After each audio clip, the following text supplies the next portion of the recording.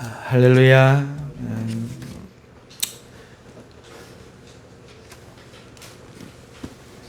예배란 무엇입니까? 인류 최초의 예배는 그것을 예배라고 말할 수 있는지 모르겠지만 말할 수 있다면 그것은 아벨의 그리고 가인의 제사였습니다. 그때는 형식도 없었고 그랬지만 그전에는 하나님의 이름을 부름이 없었죠. 그런데 그 사건 이후에 셋세 때의 사람들이 하나님의 이름을 부르기 시작했습니다. 왜 그랬을까? 가인이 하나님 앞에 제사를 드렸는데 하나님이 가인도 안 받으시고 아벨도 안 받으셨기 때문에 받으셨고 아벨은 아벨도 받으시고 그 예물도 하나님이 받으셨습니다. 그래서 가인이 화가 나서 아벨을 죽였지요. 그러나 이를 통해서 사람들은 깨닫게 되었습니다.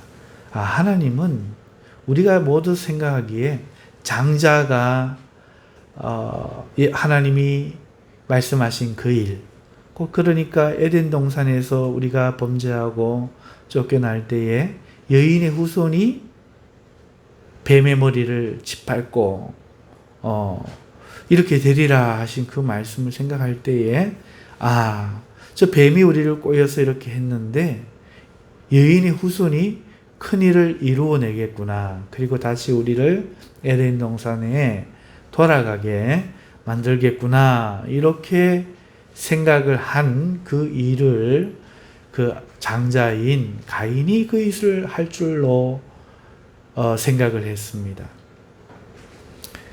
인류에는 아이가 태어나 본 적이 없고 가인이 첫 번째 여인의 뱃속에서 태어난 첫 아들이기 때문에 더 그런 생각이 들었을 겁니다. 자, 그런데 시간이 흘러서 가인이 그 예물과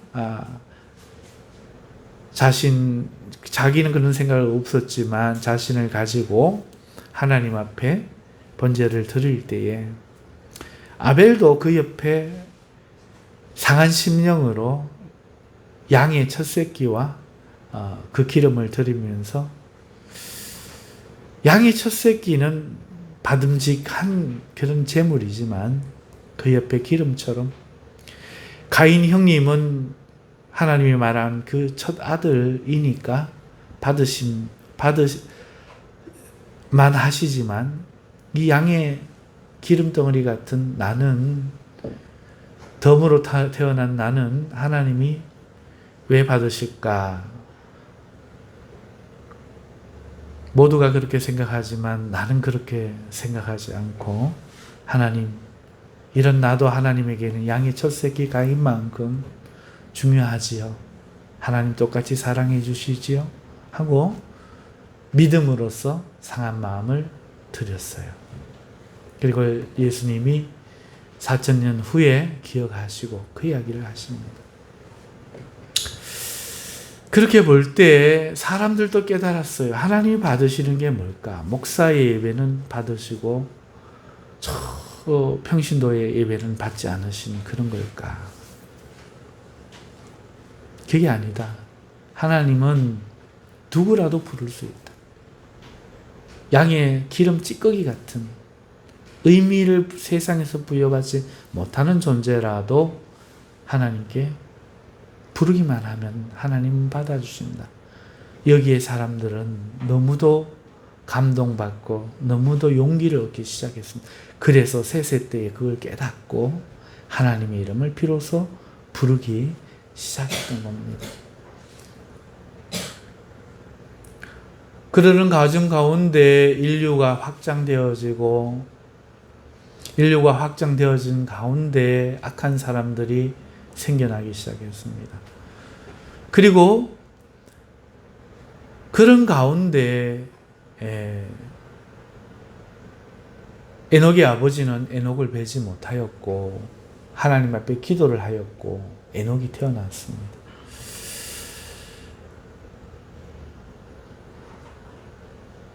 이것이 사람들에게 또한 교훈을 주었습니다. 하나님 우리 기도를 들어주시는구나.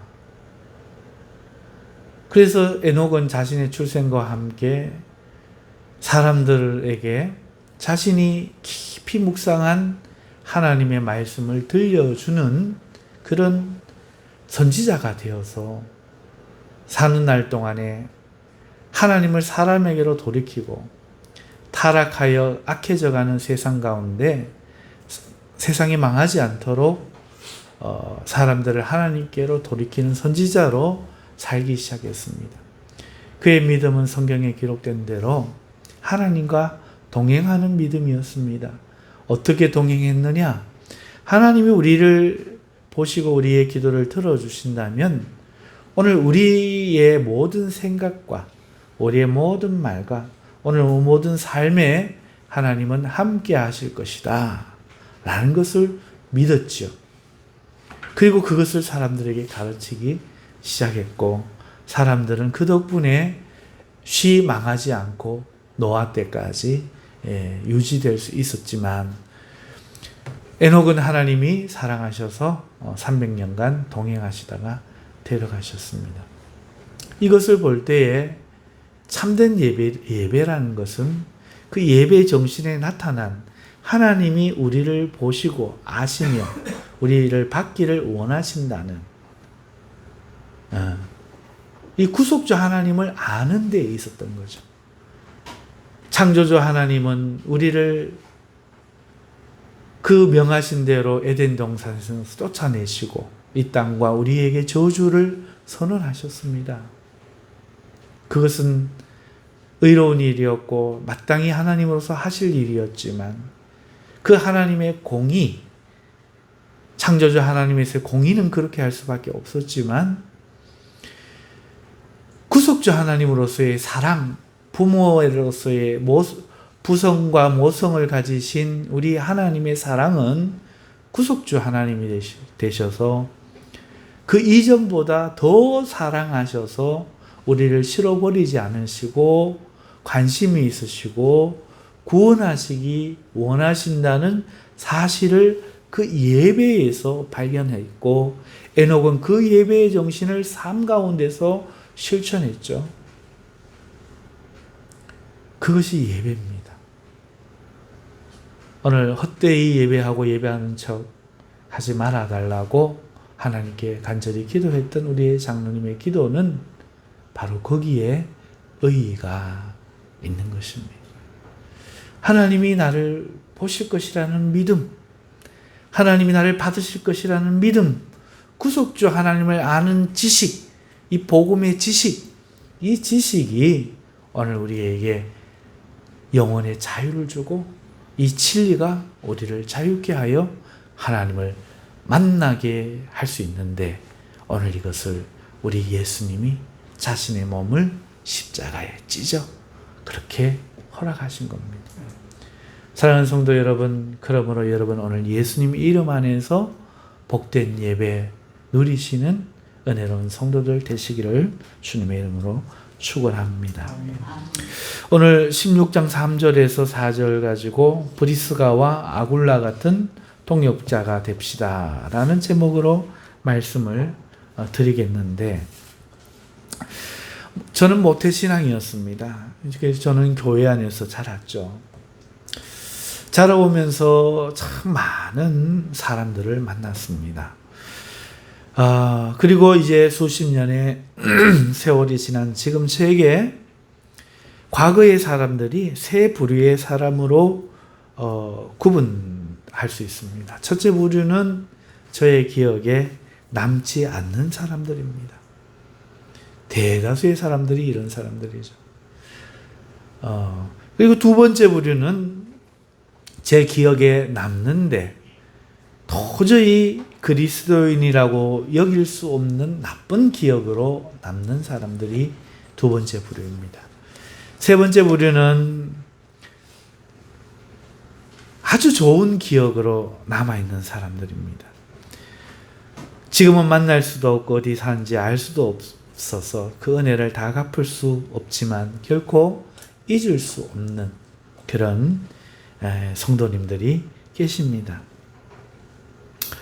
여러분, 오늘 예배드린 우리들은 어떤 사람들은 이미 만난 성도들보다 앞으로 만날 성도들이 적을 수도 있을 거고, 또 어떤 이들은 앞으로 만나는 성도들이 더 많을 수도 있겠습니다만은, 중요한 것은 그들이 어떤 사람이냐 하는 것이 아니라 얼마나 많은 사람들을 만나느냐 하는 것이 아니라 우리가 어떤 존재로 그들에게 기억이 되는가 하는 것일 것입니다. 만약에 우리가 만난 사람들에게 우리가 영예로운 사람으로, 정말 은혜로운 사람으로 기억된다면 우리는 하나님 앞에서도 그러할 것이고, 그들의 기억 속에 우리가 부끄러운 자들이라면 하나님 앞에서도 우리는 부끄러운 사람들이 될 것입니다. 사랑하는 성도 여러분, 이것은 대단히 중요한 일입니다. 여러분들은 어떤 사람으로 기억되고 싶습니까?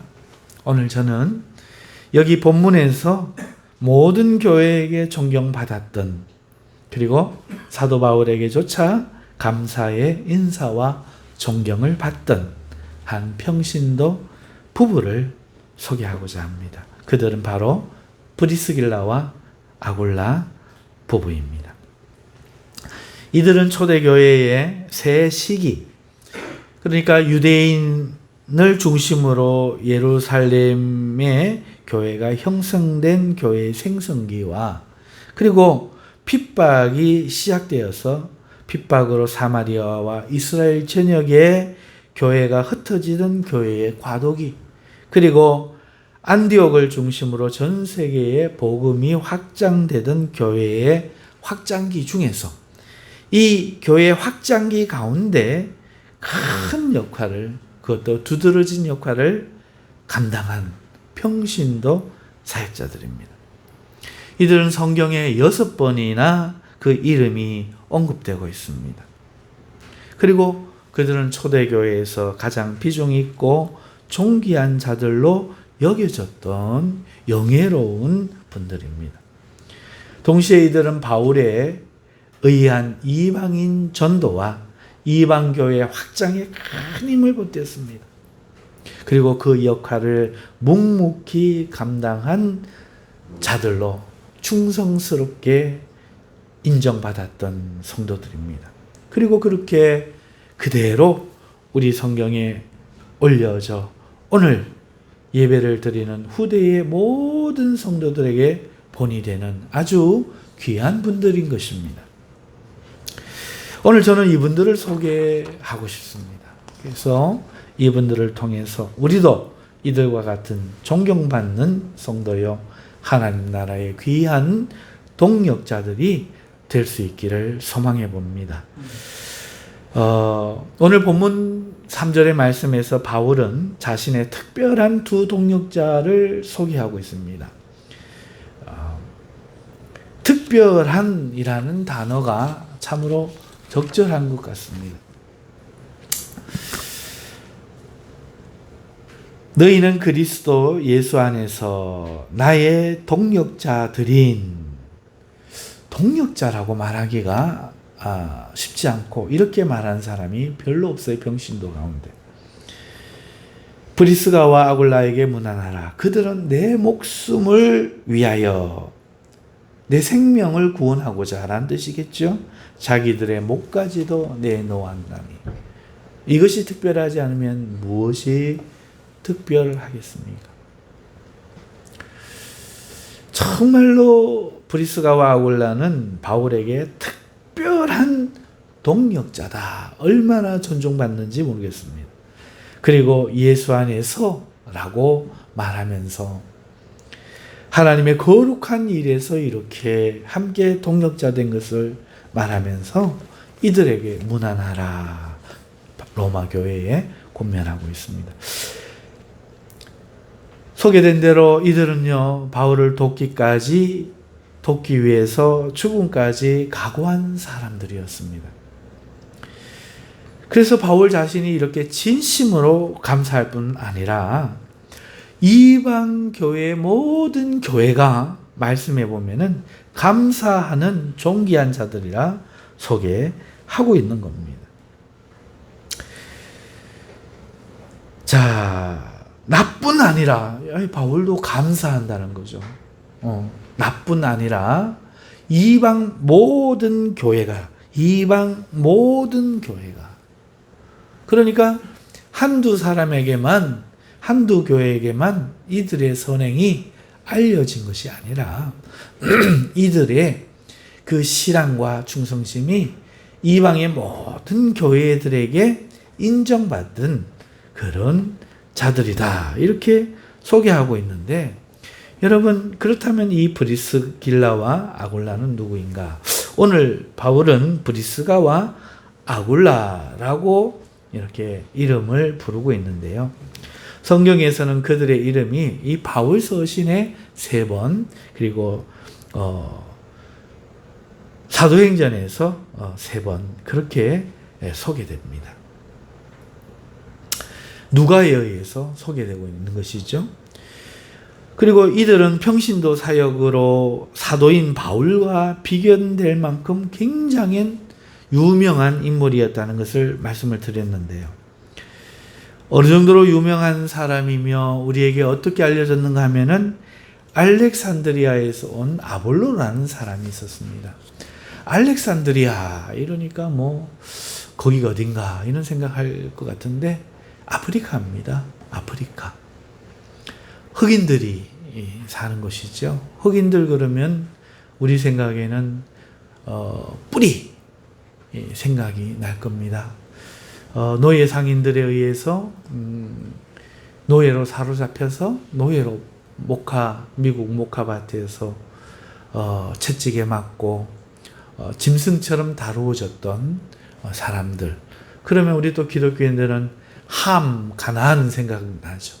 못된 짓을 해가지고 아버지의 수치를 봐가지고 그렇게 됐다 이렇게 착각하게 만드는 그 아프리카 사람들.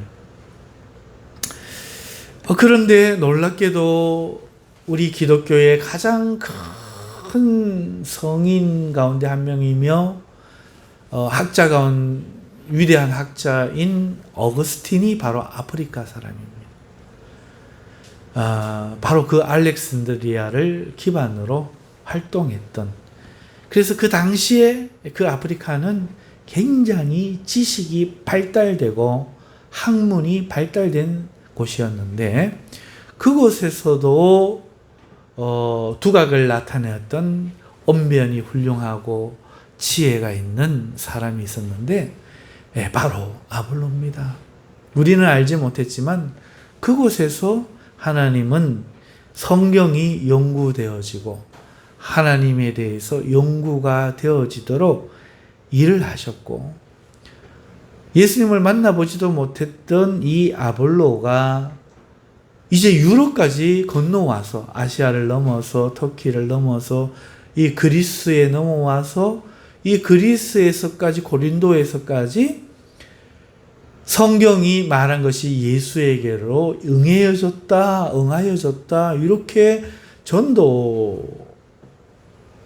전도하면서 그것을 방해하던 그 유대인들을 회당에서 능히 이겨내며 언변해서 탁월한 능력을 가지고 성경을 풀어내던 아주 위대한 학자입니다. 여러분 우리는 칼빈을 잘 모르지만 칼빈은요 성경 원고가 하나도 없었습니다. 원고가 없이 강대상에 올라가면 3시간을 설교하시는데 3시간을 설교할 동안에 성경을 찾지 않고 계속 그 구절과 그리고 다른 사람이 했던 글의 몇 장, 몇 페이지에 있는 이야기까지도 다 끄집어내어서 그 설교를 채우고 그랬던 아주 대단한 사람이었는데 이 당시 학자들은 이런 타고난 사람들이었습니다. 물론 노력도 많았겠지만 이 아볼로도 그런 사람이었는데 이 아볼로라는 사람을 이 아굴라와 브리스길라가 데리고 가서 하나님의 도를 더 자세히 가르쳐서 깨닫게 하고 이들을 아가야 지방, 고린도 지방이 아가야 지방, 다른 지방에 보내면서 추천 편지를 교회들에게 보내서 이들이 영접하도록 역할을 해줌으로써 이 아가야 지방에 하나님을 아는 지식이 자라나는데 대단히 유익한 역할을 이 아볼로가 할 수 있도록 해준 사람, 그들이 바로 브리스길라와 아굴라입니다. 사도만 아니라는 것이지 이들의 역할과 이들의 지혜와 이들의 지식과 이들의 삶은 사도에 견주어서 부끄러움이 없는 가히 평신도들의 모델이 될 만한 그런 모습이다. 이렇게 소개할 수 있습니다. 그래서 오늘 우리 현대 성도들에게도 널리 알려진 사람이었죠. 여러분, 남편은 아굴라라는 사람인데 이 사람은요, 이스라엘 본 예루살렘에서 위로 올라가면 시리아라는 곳이 있고요. 이 시리아에서 오른쪽으로 가면 이란, 이라크, 페르시아가 나오지만 우리 성경에는 메소포타미아 이런 지역이 나오지만 왼쪽으로 이 옆에는 바다거든요. 지중해를 끼고 왼쪽으로 올라가면은요. 여기서부터 사도 바울의 고향인 다소와 그리고 그 터키, 지금 큰 넓은 터키, 지금은 디루키에라고 하죠. 디루키 지역에 그 요한계시록의 7 교회가 나오는 바로 그 지역이 나오고 그 지역 위에 보면은 본도라는 곳이 있습니다. 바로 여기 이 사람입니다. 이 본도가 고향인 본도 출신의 유대인이었습니다. 이 사람은 이름의 뜻이 독수리였어요. 독수리. 그래서 어떤 성격인지 우리가 알 수는 없지만 그냥 추측일 뿐인데 대단히 호전적이면서 모험심과 탐험이 강하고 남자다운 그런 사람이 아니었을까 싶은데 이 사람 직업은 장막 제조업자였습니다. 그리고 이 본도에서 살지 않고 이 터키를 가로질러서 이 사람은 로마로 갔습니다. 그리고 그 로마에서 신앙생활을 했던 것이죠. 그것만 봐도 이 사람이 남다른 사람이었다 하는 것은 우리가 짐작할 수 있겠습니다. 그러면 이 안에 브리스가라는 사람은 누구인가? 여러분, 성경에는 이 아굴라에 대한 많은 사도행전 18장에 이렇게 나오지만 이 브리스가는 소개가 없습니다. 그런데 이 브리스가라는 이름은 로마 시대의 귀족의 여인네들 이름 가운데 좀 흔한 이름이었어요. 지금은 이름을 각자 다르게 짓지만 예전에 숙자야, 영희야, 철수야 같은 이름이 우리나라에도 많았던 것처럼 이 브리스가는 귀족의 영예들에게 흔히 붙여지는 이름이었고 또 어떤 가문은 그 가문 이름이 브리스가예요. 그래서 아마 이 브리스가는 로마의 어떤 귀족 출신일 것이다. 이렇게 우리가 생각할 수 있죠. 바울은 이 브리스가를 이렇게 브리스가라고 불렀는데 이 브리스가라는 이름은 작은 노부인 이런 뜻입니다. 이게 정식 명칭이에요. 그런데 사도행전에 누가는 브리스가가 아니라 브리스길라라고 불렀어요. 브리스길라는 애칭입니다. 그러니까 정식 명칭이 아니라 더 다정하게 부르는 친밀한 이름이 브리스길라인 것이죠. 이렇게 누가와 사도 바울은 좀 더 정중한 사람이었던 것을 우리가 보겠고 누가는 의사이면서 좀 더 이렇게 다정하고 세밀하고 세세한 이런 성격의 소유자임을 동시에 우리는 또 볼 수가 있겠죠. 자, 이들이 그러면 어떻게 결혼하게 됐을까, 만나게 됐을까? 이 브리스가가 우리의 추측대로 로마의 귀족 가문의 영예였다면 아마 이 브리스가는 누군지는 모르지만 아마 로마 교회에 다니는 사람에 의하여 전도를 받았을 것 같아요. 그리고 예수님을 믿고 로마 교회에 출석해서 그곳에서 아굴라를 만났을 것입니다. 추측이지만 거의 확실한 이야기죠. 그렇게 그녀는요, 그리스도인이 되어서 아굴라의 부인이 되었는데, 여러분, 이것은 대단한 믿음의 결단이잖아요. 로마가 그 시대에 가장 영화로운 신분이잖아요. 로마 시민. 이 로마 시민이라는 영예를 버리고 학대받던 유대인의 아내가 되는데, 그것이 또 유대인들에게도 학대받던, 박해받던 예수 그리스도를 믿는 변절자로 낙인 찍힌 유대인의 아내가 되어서 살아간다는 것은요, 그것은 대단한 믿음의 결단이죠. 영생을 구하고자 하는 이 브리스가의 이 깨어있는 정신, 영혼의 결단력을 우리가 볼 수 있는 것입니다. 그런데 성경을 보면은 특이한 일이, 보통은 남편, 우리 교회도 보면 헌금을 보면 최차득, 김윤숙 이러고 남편의 이름을 먼저 쓰는데, 브리스가와 아굴라, 브리스길라와 아굴라 이렇게 네 번이나 아내의 이름이 먼저 언급된 특별한 것을 볼 수 있다 하는 것이죠. 이것은요, 그녀의 신분이 귀족이기 때문이도 할 것이지만 그녀의 선택이 보여주는 것처럼 그녀의 결단력, 그리고 그녀가 영생을 찾고자 그 남편과 헤어지지 않고 따라 나서서 남은 생에 바울의 보호자가 되면서 교회를 위하여 힘썼던 그러한 그 노력과 공헌이 교회들에게 그녀를 남편보다도 더 앞세워 이름을 부르게 하는 영향력을 보여줬다, 이렇게 우리가 생각할 수 있을 것입니다. 자연스럽게 저 집은 브리스길라 영향력이 훨씬 컸다 하는 것이죠. 자, 이렇게 브리스가와 스길라와 아굴라에 대해서 잠깐 소개를 드렸는데요. 이 정도면 충분할 것 같고, 사실 더 드리고 싶어도 저도 뭐 아는 게 없어요. 자, 그런데 이들이 이제 사도 바울과 어떻게 만났느냐, 이게 이제 사도행전 18장 1절에서 3절에 소개되고 있어요. 여러분, 글라우디오라는 황제가 로마 황제로 등극했을 때, 그때 이 유대인들은 이제 AD 70년경 가면은 이스라엘이 멸망하잖아요.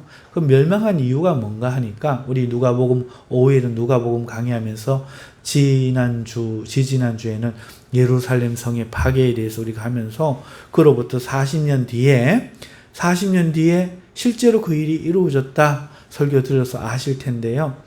지금 예수님이 가시고 난 후에 지금 20몇 년이니까 지금 이때 64년 요럴 때 이제 6년 뒤면은 파괴가 되는데, 그 일의 시작은 방군운동, 우리가 성경에서 예수님 당시에 열심당이라고 불렸던 이 독립운동 하는 사람들을 괘씸하게 여긴 이 로마에서 저 유대인들 안 된다, 저렇게 두면 안 된다, 이렇게 해가지고 반감을 가지기 시작하고 미워하기 시작했는데, 이때 글라우디오 황제 때에 그 의식이 퍼져가지고 황제에 의해서 로마에 있는 모든 유대인들은 나가라, 내 눈앞에서 사라져라, 이렇게 칙령을 썼어요.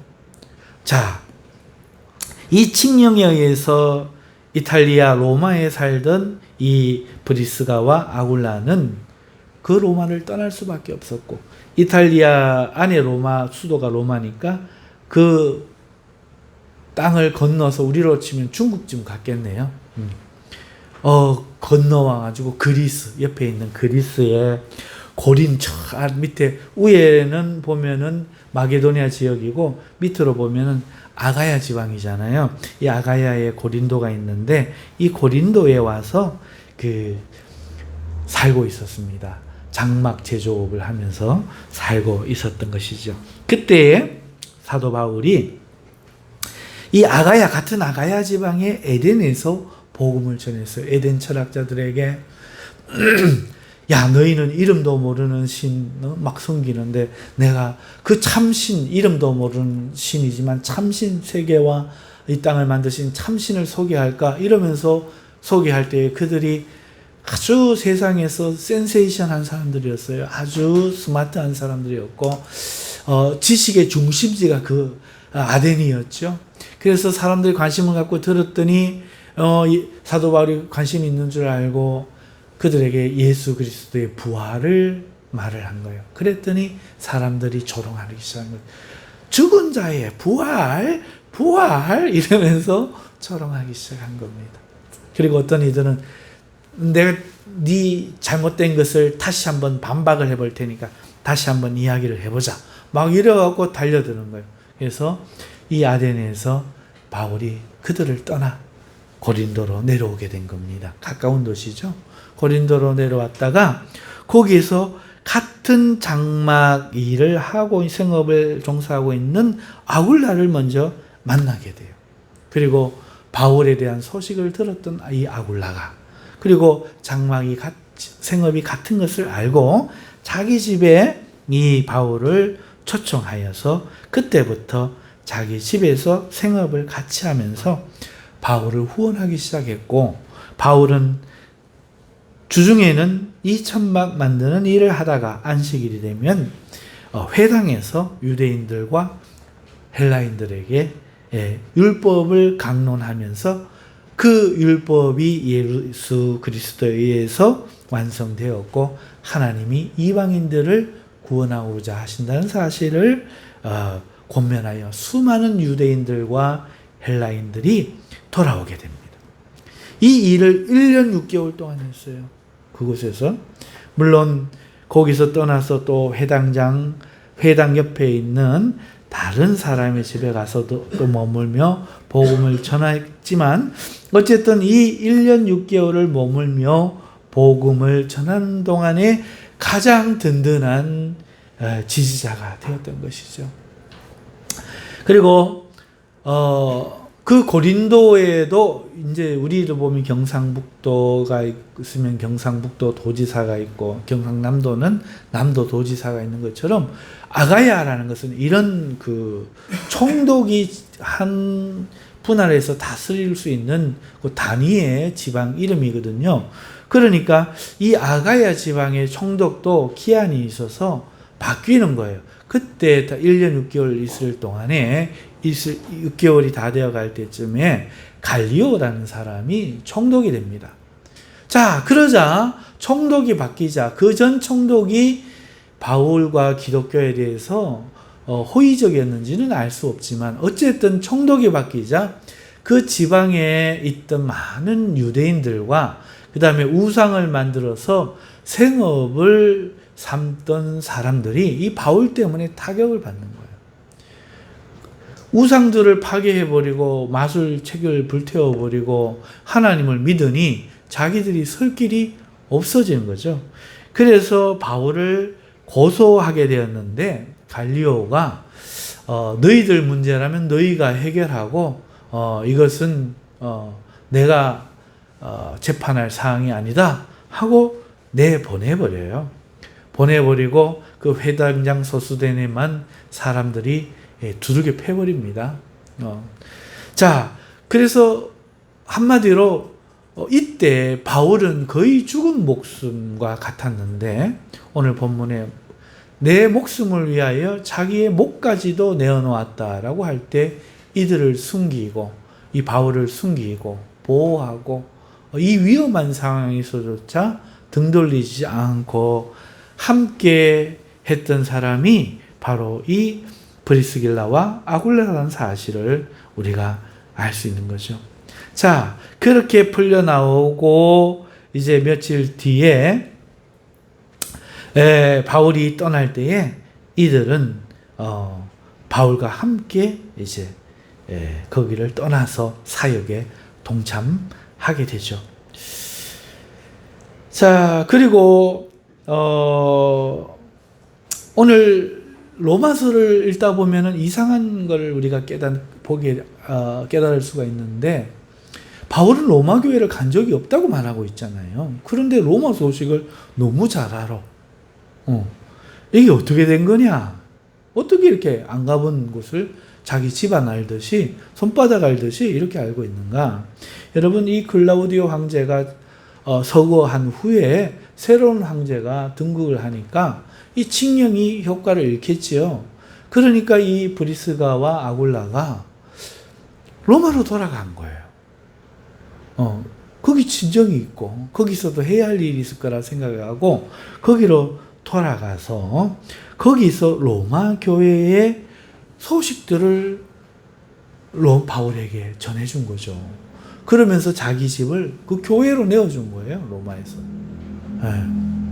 그래서 오늘 본문에도 이들의 집에 있는 교회에도 문안하라 이렇게 말하고 있는. 그래서 생업을 하면서 내가 주의 종이네 이러면서 교회로부터 그 먹고 입고 하는 것을 받아서는 이런 사람들이 아니라 자기 생업으로 자기 손으로 노력하고 그 돈으로 선교를 지지하고 후원하고 자기 집까지도 교회로 내어주고 그렇게 평생을 살았던 정말로 귀감이 되는 그런 부부였던 것이죠. 그렇게 바울과 만나서 이 로마서를 쓰고 또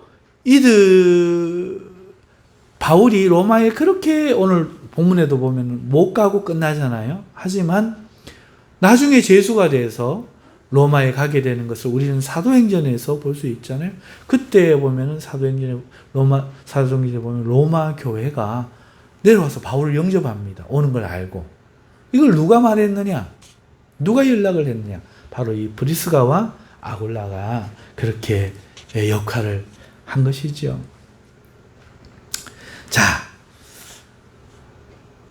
여러분께서는 사도행전을 브리스갈라와 아굴라와 바울을 중심으로 역사를 지금 한 편 다 보신 거예요.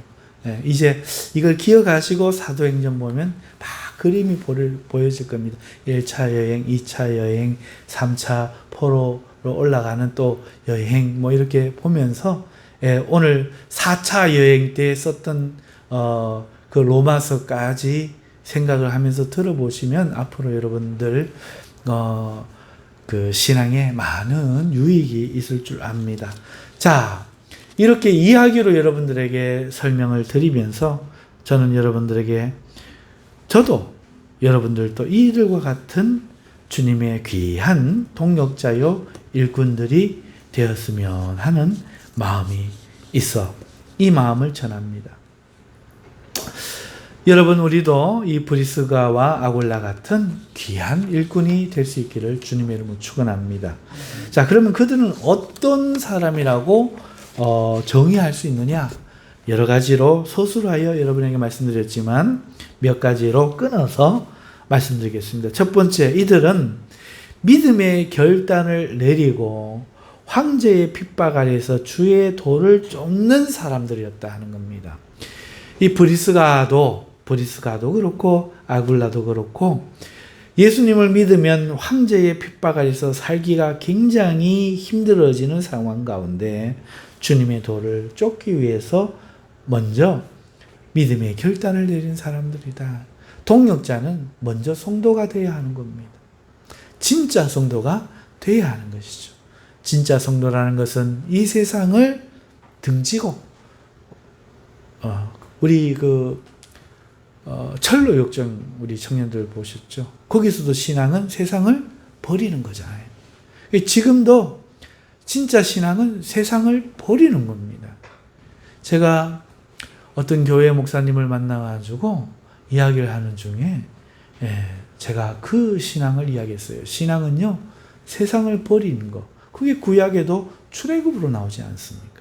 라고 설명을 드렸어요. 그랬더니 그 목사님이 그러셔요.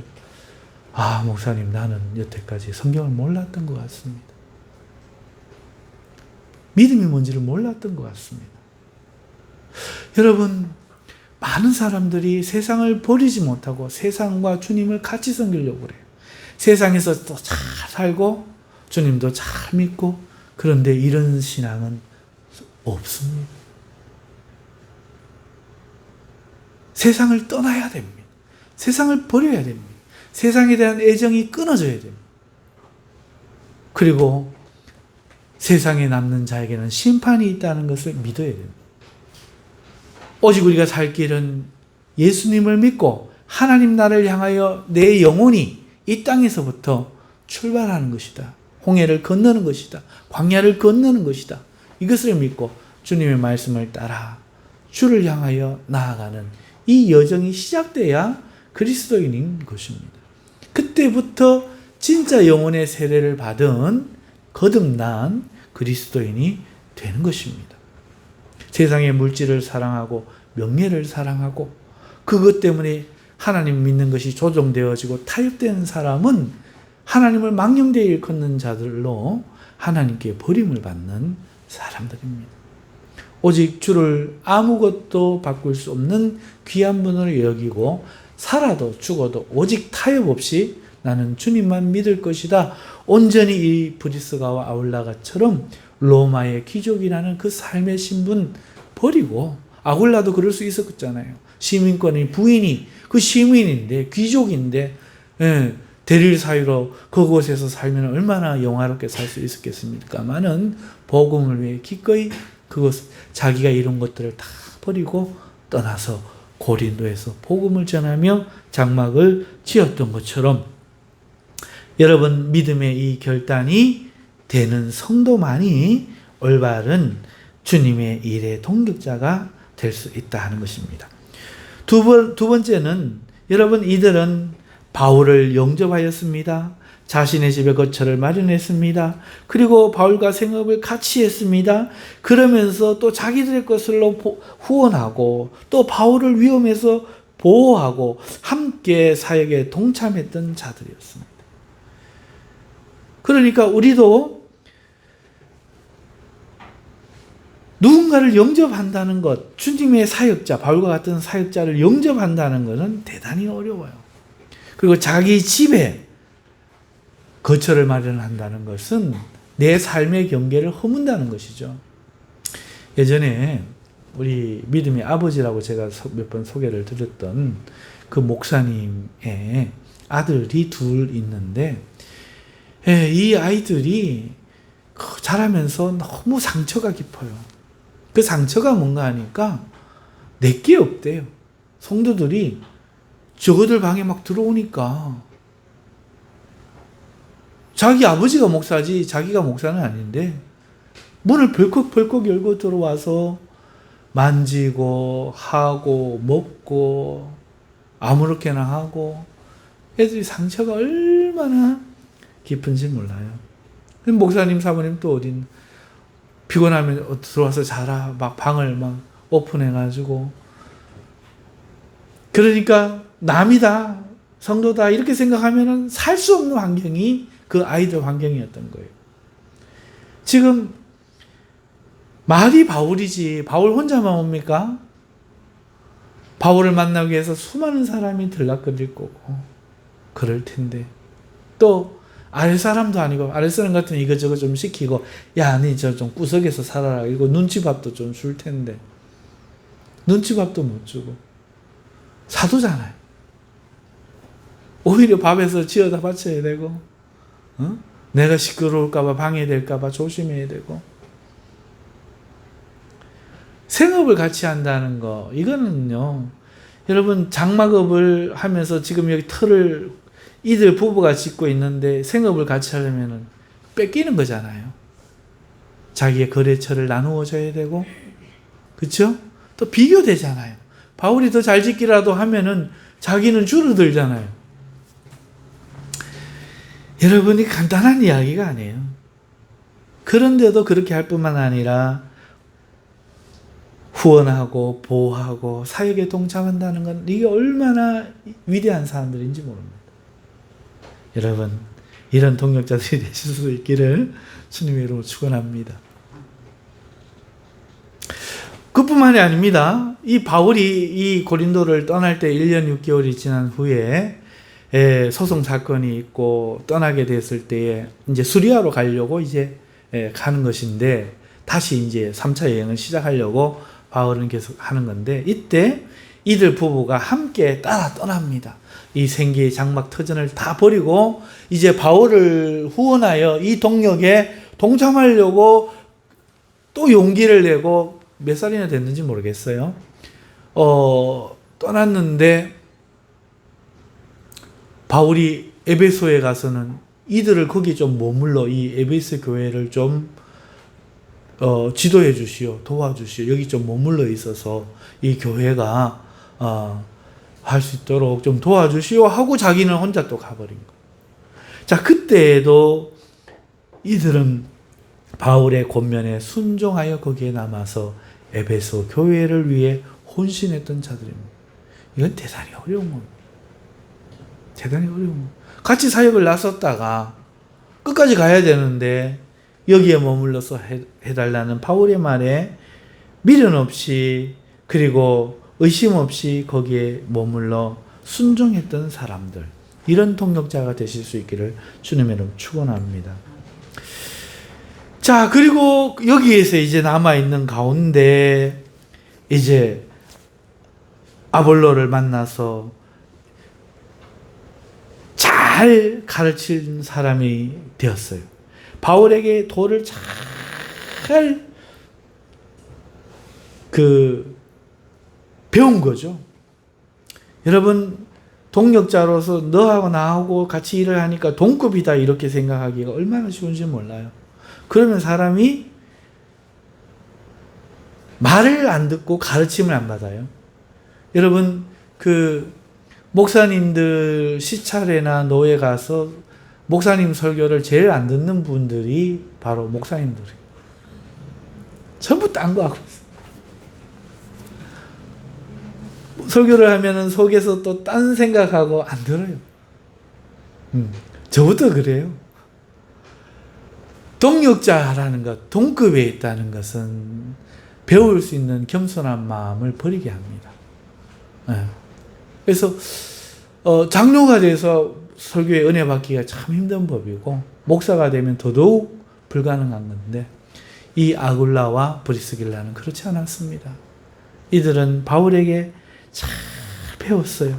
그리고 그 주님의 도를 아볼로에게 가르칠 수 있는, 자세하게 가르칠 수 있는 그런 사람이 되었던 것이죠.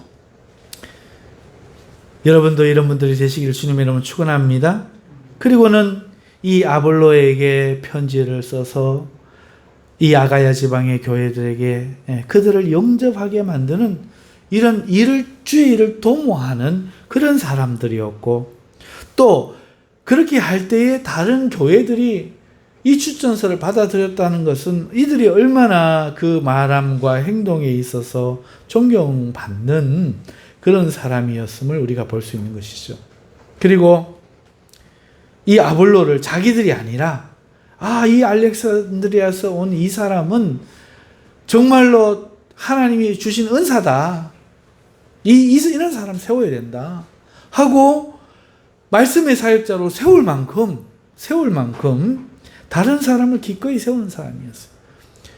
참 목사가 뭘 못하는가 하면요, 사람을 못 세워요. 부교육자를 쫓아내요. 설교를 좀 잘하면 쫓아내버립니다. 좀 칭찬받으면 성도들이 부교육자 쫓아내고 싶으면 가서 부교육자 설교했을 때 은혜 받았습니다 하는 거예요. 그러면 몇 주 안 있어서 갑니다. 성도님들이 신령해가지고 이제 갈 때가 된 걸 미리 영안으로 보고, 입이 얼마나 복스러운지 부교육자가 설교하면 가갖고 은혜 받았습니다 뭐 이런다. 목사님들이 세워주질 않아. 부교육자로 10년째 있는 제 친구가 와서 부산에 이 교회 이야기를 다 들려줘서 알아요.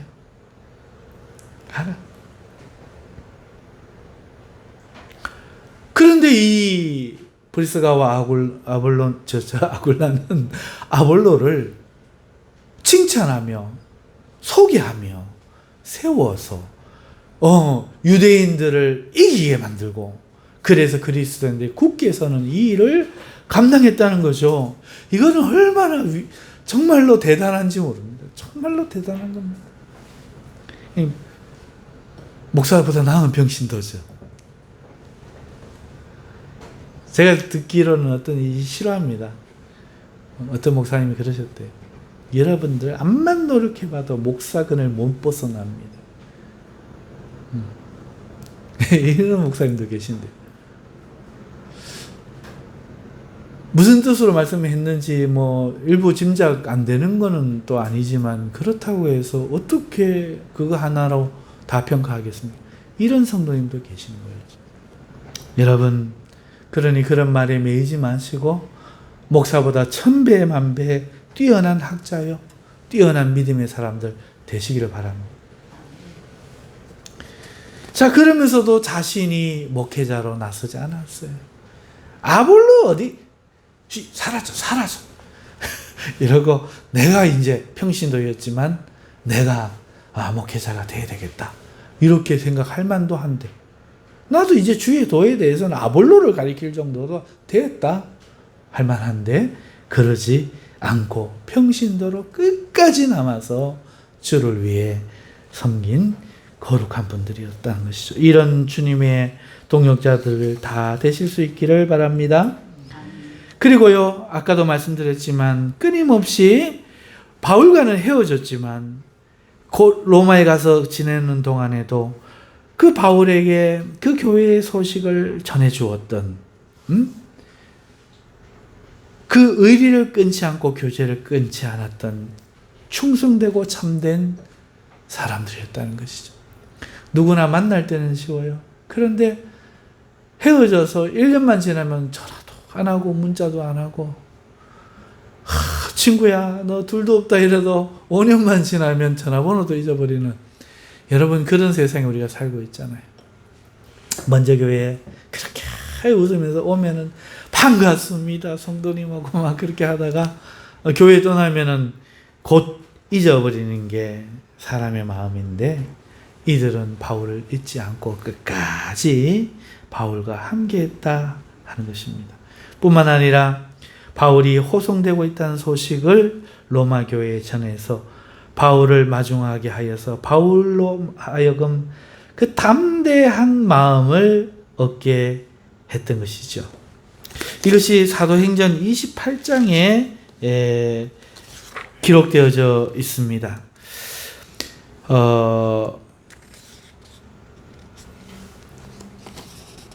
28장 11절부터 제가 좀 읽어드릴게요. 조금 더 읽어드릴게요. 석 달 후에 이제 바울이 제수로 호송되면서 가면서 풍랑을 만나서 자초되고 죽을 뻔한 위기를 몇 번 넘기고 한 걸 우리가 알잖아요. 그렇게 해서 이제 로마 가까이 다 도달했습니다.